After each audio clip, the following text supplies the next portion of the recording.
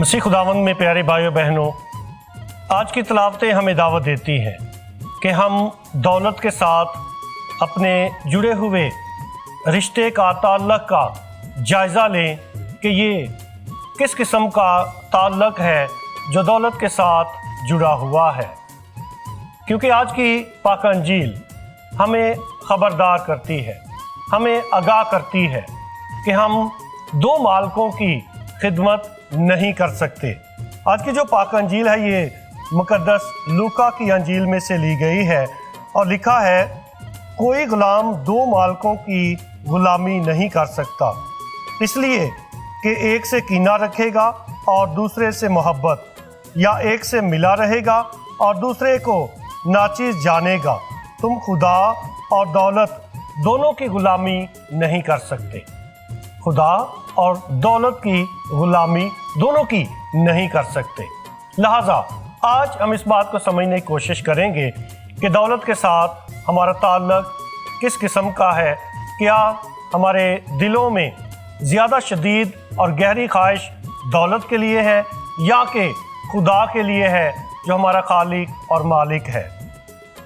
एक दफ़ा का जिक्र है कि दो यहूदी एक कैथोलिक गिरजाघर के पास से गुजर रहे थे और इस गिरजाघर के बाहर लिखा हुआ था कि जो कोई इस गिरजाघर में आएगा उसको $5000 मिलेंगे। और वो दोनों यहूदी देखकर रुक गए कि ये क्या लिखा हुआ है, और वो आपस में बातचीत करने लगे। लिहाजा उनमें से एक कहता है कि मैं इस चर्च में अंदर जा रहा हूँ। दूसरा उसको कहता है कि क्या तुम $5000 के लिए इस गिरजाघर के अंदर जाओगे? वो कहता है, हाँ, मैं $5000 के लिए इस गिरजाघर के अंदर जाऊंगा। जब वो अंदर चला गया तो उसका दूसरा यहूदी दोस्त बाहर खड़ा उसका इंतज़ार कर रहा था। जब वो थोड़ी देर के बाद वापस आया तो जो दोस्त बाहर इंतज़ार कर रहा था उसने उसको पूछा कि क्या तुम्हें $5000 मिल गए हैं? और वो जो शख्स अंदर से होकर बाहर आया था उसने उसको जवाब दिया कि क्या पैसे के अलावा तुम्हें और कोई सोच नहीं। एक ऐसी तब्दीली है इस कहानी में कि पहले वो इस ख्वाहिश को लेकर चर्च के अंदर गया, गिरजाघर के अंदर गया ताकि $5000 हासिल कर सके, लेकिन वो जब चर्च से बाहर निकला है तो एक नया इंसान बनकर निकला है। ये खूबसूरत कहानी है जो कि यहूदी अदब की एक मशहूर तरीन कहानी है जिसे यहूदी बजाते खुद भी पसंद करते हैं कि खुदा जो है वो तब्दीली का खुदा है। कैसे खुदा दिलों को तब्दील करता है, हम उसका वहमो गुमा भी नहीं, सोच भी नहीं सकते कि कैसे खुदा मौजज़ात करने वाला खुदा है, कैसे खुदा सोच और रवैये और ख्यालात को कैसे तब्दील करता है। आज की जो पाक अंजील है इसमें मामला शनास मुंतजिम की कहानी को पेश किया गया है जिसे बददियानत मुख्तार भी कहा गया है। लिखा है कि एक दौलतमंद आदमी था और उसका एक मुख्तार था जो बददियानती कर रहा था, और जब उसके बारे में मालिक को मालूम हुआ तो उसने उसको फारग करने का फैसला किया। फिर वो अपने दिल में सोचता है कि खुदाई मुझसे होती नहीं, भीख मांगने से मुझे शर्म आती है, तो मैं क्या करूं। लिहाजा वो अपने दिल में सोचता है कि मैं ऐसे करूंगा कि जिन लोगों ने मेरे मालिक का अदा करना है, वापस करना है, कर्ज वगैरह जो लिया है, मैं उनको जाकर मिलूंगा। लिहाजा वो पहले को जाकर मिलता है और उससे दरियाफ्त करता है कि मेरे मालिक का तूने कितना अदा करना है, और वो उसको बताता है कि 100 मन तेल। 100 मन तेल, इसके लिए जो यूनानी ज़ुबान में लफ्ज़ इस्तेमाल हुआ है 100 बत तेल, यानी आजकल के दौर में ये 22 लीटर तेल था। और उस शख्स को वो बताता है, ये मामला शनास मुंतजिम जो है जिसे बददियानत मुख्तार कहा गया है, वो अपनी होशियारी इस्तेमाल करता है और कहता है कि जल्दी से 50 लिख ले। और ऐसे ही वो एक और शख्स के पास जाता है जिसने उसके मालिक के 100 मन गेहूं ادا کرنا تھا اور اس کو وہ مل کر کہتا ہے کہ تو 80 لکھ لے۔ لہٰذا یہ معاملہ شناس منتظم جو بڑی عقل مندی اور ہوشیاری کے ساتھ کام کرتا ہے تاکہ جب مختاری اس سے لے لی جائے تو وہ اپنے مسکنوں میں اسے قبول کریں، یہ اس کی سوچ ہے۔ اور اس پر جو مالک ہے وہ اس کی تعریف کرتا ہے اور اسے ہوشیار خادم کہتا ہے، اس کی تعریف کرتا ہے، اور یقیناً اس نے بڑی حکمت اور دانائی کا مظاہرہ کیا ہے۔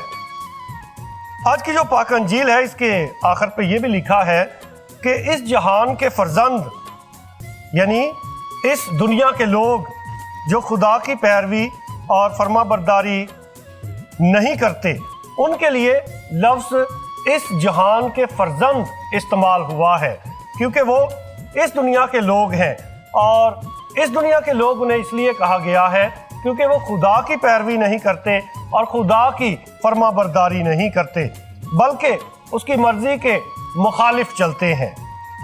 اور نور کے فرزند ان کو کہا گیا ہے جو یسوع المسیح کی پیروی کرتے ہیں۔ ناراستی کی دولت، جس کے بارے میں لکھا ہے کہ اپنی ناراستی کی دولت سے اپنے لیے دوست جو ہے وہ بناؤ۔ خدا یسوع مسیح جب کہتے ہیں کہ ناراستی کی دولت، یہ لفظ استعمال کرتے ہیں، اس کا یہ مطلب نہیں کہ یسوع المسیح یہ کہہ رہے ہیں کہ دولت بری چیز ہے۔ خدا یسوع مسیح دولت کو برا نہیں کہتے، امیر شخص کو برا نہیں کہتے، بلکہ یہ کہتے ہیں کہ بعض اوقات لوگ دوسروں کی حق تلفی کر کے دولت کماتے ہیں، اور یہ ایک برا رویہ ہے، منفی رویہ ہے، اور یہ برائی ہے، بدی ہے، یعنی دوسروں کی حق تلفی کرنا اور پھر اس کے ذریعے دولت اکٹھی کرنا۔ خدا یسوع مسیح اس ناراستی کی دولت کی مذمت کر رہے ہیں۔ لہٰذا مال و دولت کو دوست بنانے اور دوسروں کی خدمت اور مدد کرنے کے لیے بھی استعمال کیا جا سکتا ہے۔ دولت تو ختم ہو سکتی ہے لیکن خدا نہایت بیش قیمت چیز یعنی ابدی مسکن عطا کرتا ہے۔ ابدی مسکن کا مطلب ہے ہمیشہ خدا کے ساتھ رہنا، اور یہ خدا کا بہت بڑا انعام ہے، خدا کا بہت بڑا فضل ہے۔ اس سے بڑی کوئی اور بات نہیں ہو سکتی، اس سے بڑی کوئی اور دولت نہیں ہو سکتی کہ خدا کے مسکن میں ہمیشہ رہنے کا انسان کو فضل حاصل ہو جائے۔ اس سے بڑی کوئی اور دولت نہیں ہو سکتی۔ آج کل جب کہ سیلاب کے دن ہیں، بہت سی ایسی خبریں آ رہی ہیں کہ لوگوں تک مدد نہیں پہنچ رہی، اور بہت سے لوگ کھلے آسمان تلے، سڑکوں پر اور دریا کے کناروں پر بیٹھے ہوئے ہیں اور مدد کے منتظر ہیں۔ ایسے حالات میں یقیناً وہ دعا بھی کر رہے ہیں کہ خدا مدد کے فرشتے بھیجے جو ان کی بر وقت مدد کر سکے۔ لہٰذا آج کی جو پاک انجیل ہے ہمیں دعوت دیتی ہے کہ ہم ایسے ضرورت مند مستحق بہن بھائیوں کے لیے اپنی مٹھی کھولیں اور ان کی مدد کریں اور فراخ دلی کے ساتھ مدد کریں۔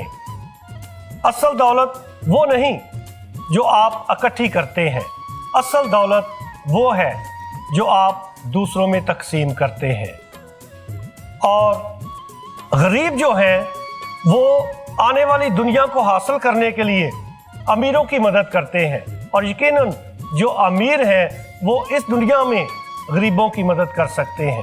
خدا نے جو عطا کیا ہے اس میں سے فراخ دلی کے ساتھ جب اس دنیا کے جو مستحق ہیں، غریب ہیں، ضرورت مند ہیں، جب ان کی مدد کرتے ہیں تو یہ غریب آپ کی مدد کرتے ہیں تاکہ آپ کو آنے والی دنیا میں جس کو ہم جنت کہتے ہیں، فردوس کہتے ہیں، بہشت کہتے ہیں، وہ حاصل کرنے میں غریب ہی آپ کی مدد کر سکتے ہیں۔ خدا ہم سب کو یہ فضل عطا کرے تاکہ ہم اپنے ضرورت مند بہن بھائیوں کے لیے اپنی بند مٹھیوں کو کھولیں اور فراخ دلی کے ساتھ، محبت کے ساتھ ان کی مدد کریں۔ خدا ہمیں ایسا کرنے کی توفیق دے، آمین۔